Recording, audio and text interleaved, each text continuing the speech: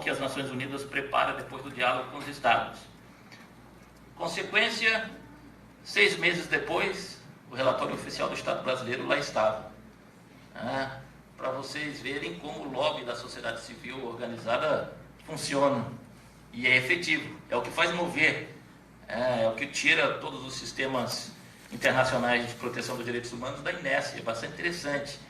Temáticas novedosas, por exemplo, recorte de gastos. Não sei se sabiam, mas o Comitê DESC enviou uma carta aos Estados, quando da crise grega, dizendo que ainda em época das crises mais severas, os Estados não podem rebaixar os seus padrões de proteção dos direitos econômicos, sociais e culturais. Então, por exemplo, a sociedade civil organizada brasileira poderia tomar essa carta como parâmetro, fazer um belo relatório sombra e enviar para o comitê quando o Brasil for dialogar. Porque a partir do momento que o Estado ele envia um relatório oficial de internalização do pacto, as Nações Unidas celebram diálogos também com a sociedade civil organizada. E aí, os membros do comitê têm à sua disposição um relatório oficial, preparado pelo Estado, e os relatórios preparados pela sociedade civil organizada. Então, os membros que vêm de culturas políticas, econômicas, jurídicas diferentes, vão poder cotejar e comparar os documentos para fomentar as suas indagações ao Estado que está ali defendendo o seu relatório oficial. Porque envia-se uma delegação oficial, que geralmente é presidida por um ministro de Estado de uma dessas áreas, afins ao DESC, e vários componentes da delegação das mais distintas áreas e poderes legislativo, executivo, judiciário. Então, desse diálogo, nasce o primeiro produto elaborado pelo comitê, que são as observações conclusivas. Essas observações conclusivas dispõe acerca desses direitos de um parágrafo de preocupação, seguido por um parágrafo de recomendação. Nessa seara política, então, esse parágrafo de recomendação seriam sugestões do comitê para o desenvolvimento de políticas públicas capazes de se afirmar todos aqueles direitos que foram vislumbrados anteriormente. Essa seria a primeira fase, que depois desse 5º ano do informe inicial, a cada 2 anos os estados devem enviar os informes de segmento. Por exemplo, o nosso estado, o Brasil, já tem enviado o seu 5º informe. Era para ter enviado o ano passado, está um pouquinho atrasado. E seguramente enviará a parte escrita até o final desse ano ou no início do próximo ano. E aí a sociedade civil organizada pode estar atento com relação ao conteúdo desses direitos para ir a Genebra também dialogar com o comitê. Os informes de segmento, então, são a cada 2 anos, a partir do informe inicial. Essa seria a primeira vertente política, né? Porque a vertente judicial, ela é afirmada a partir da entrada em vigência do protocolo facultativo. O protocolo facultativo, ele é recentíssimo. Ele entrou em vigência em 2013. E esse protocolo ele permite com que os nacionais dos estados partes possam enviar denúncias de supostas violações dos artigos do pacto, permitindo ao comitê que diga que o Estado violou uma norma do Pacto Internacional de Direitos Econômicos, Sociais e Culturais. E a diferença, por exemplo, do Sistema Interamericano de Direitos Humanos, que vocês estão debatendo de modo intensivo desde ontem, não há a necessidade de que os indivíduos sejam representados por ONGs ou por uma comissão De fato, os primeiros casos que nos têm chegado são todos enviados diretamente pelos indivíduos ou por, no caso dos países europeus, advogados privados. Até agora nós não recebemos uma denúncia de ONGs, por exemplo, o que é bastante interessante. Os casos são interessantíssimos, os primeiros casos que chegamos a observar. Por exemplo, naquele contexto europeu da crise econômica dos países ibéricos, sobretudo Espanha, onde as pessoas hipotecavam-se e tinham que honrar mensalmente altas somas para pagar as hipotecas de sua casa, não davam conta, o banco ia lá e tomava a casa, residência habitual das pessoas. Os primeiros casos que nos chegaram têm justamente a ver com a responsabilidade do Estado espanhol em ação ou omissão com relação a esses desalojamentos forçados por conta do não pagamento de dívidas hipotecárias. Nós temos um outro caso, por exemplo, que é relativo a de que preso teve a sua aposentadoria rebaixada pelo fato de estar preso. Um caso interessante, não? No âmbito das autonomias espanholas. O raciocínio foi de que, já como ele está preso, ele não vai precisar gastar dinheiro com moradia, com alimentação, então vai ser uma política para corte de gastos. Vamos cortar tanto por cento da aposentadoria. Interessante, quando você começa a trabalhar nesses órgãos internacionais do sistema universal, a gente se dá conta que os políticos criativos não são só os nossos. Né? O político criativo existe em toda parte do planeta. De modo que essa vertente judicial, desde a perspectiva universal, ela é recentíssima. E é uma pena que o Brasil ainda não tenha ratificado o protocolo facultativo ao Pacto Internacional de Direitos Econômicos, Sociais e Culturais. Mas não creio, vocês, que o Brasil ratificará sem pressão da sociedade civil. Por que digo isso? Vocês acham que o Estado brasileiro está interessado em ratificar um tratado internacional que versa sobre direito à saúde, educação, transporte, moradia, que se deve receber pelo menos umas 5 milhões de denúncias ao dia, né? Então, é uma outra dimensão. Aí, papel da sociedade civil para pressionar o Estado brasileiro a ratificar esse protocolo facultativo ao PIDESC, que é essencial. Especificamente com relação ao meio ambiente no PIDESC e nas observações gerais, eu gostaria de trazer algumas novidades do comitê. O comitê tem avançado sensivelmente nessa temática.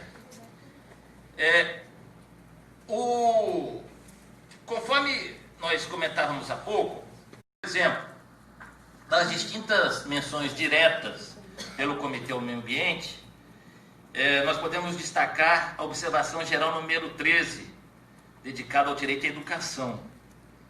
Essa observação geral ilustra bem essa realidade de conexão do meio ambiente com outros artigos específicos do Pacto. Por quê? Porque a leitura dessa observação geral número 13 e essas observações gerais, depois, se vocês entrarem na página do Comitê de Direitos Econômicos, Sociais e Culturais das Nações Unidas, vocês verão que há um link, olhando para a tela do lado esquerdo, observações gerais.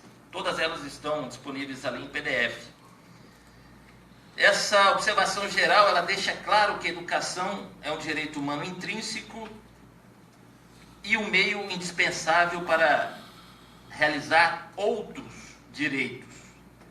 Ademais, aí literalmente dizendo, a educação desempenha um papel decisivo, conectando uma outra questão que é eixo central desse curso: direitos humanos, meio ambiente e gênero, laboral, o trabalho perigoso e a exploração sexual, a promoção dos direitos humanos e a democracia, a proteção do meio ambiente, aí destacando a questão ambiental, e o controle do crescimento demográfico. Então, essa observação geral conecta de maneira decisiva o artigo 13 do PIDESC, dedicado ao direito à educação, com o meio ambiente. Isso tem possibilitado com que, tanto nas observações conclusivas, que esse produto final, depois do diálogo interativo com os Estados, assim como em um caso que nós tivemos relativo ao direito à educação, o comitê possa destacar essa interconexão entre meio ambiente e direito à educação. Também a observação geral número 14, relativa ao direito ao desfrute do nível mais alto possível de saúde.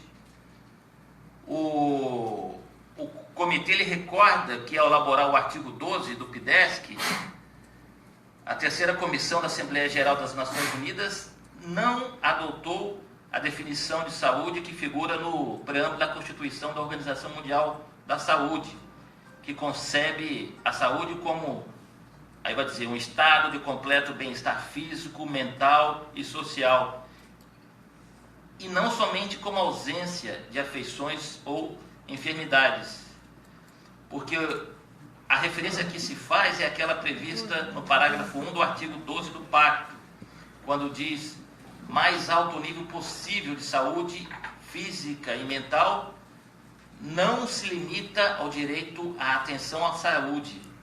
Pelo contrário, o histórico da elaboração e a redação expressa desse parágrafo 2 do artigo 12, que trata acerca do direito à saúde, reconhece que o direito à saúde abarca uma ampla gama de fatores socioeconômicos que promovem as condições sobre as quais as pessoas podem levar uma vida saudável, e faz esse direito extensível aos fatores determinantes básicos da saúde, como alimentação, nutrição, moradia, acesso à água limpa, potável, condições sanitárias adequadas, condições de trabalho seguras e saudáveis, são todos pilares de um meio ambiente saudável.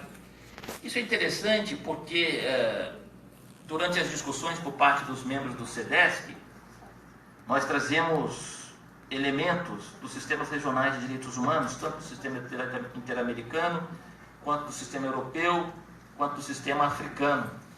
Sobretudo no sistema europeu, há casos interessantíssimos de interconexão do meio ambiente com direitos como propriedade privada, direito à família.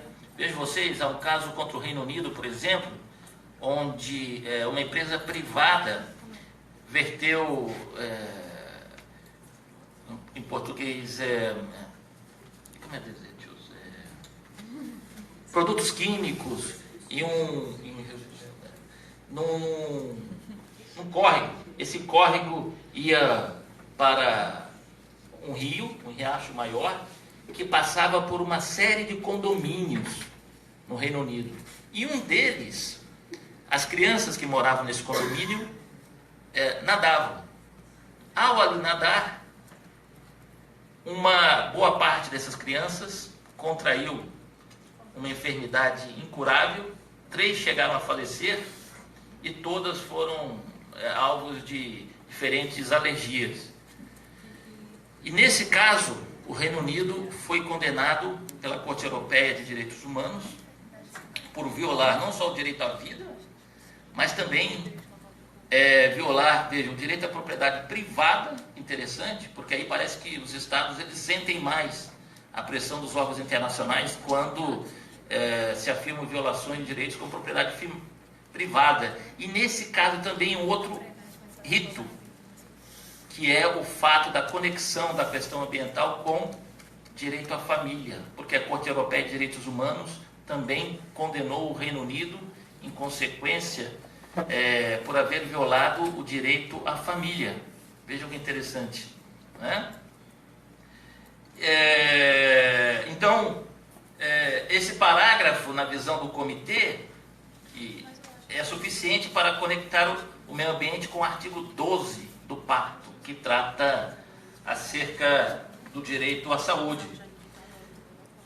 Também O parágrafo 11 dessa observação geral número 14 aprofunda essa interatividade entre o meio ambiente e o artigo 12 do PIDESC, ao recordar que o comitê interpreta o direito à saúde como um direito inclusivo, que não só abarca a atenção da saúde oportuna e apropriada, como também os principais fatores determinantes da saúde. E aí, de novo, como acesso à água limpa potável.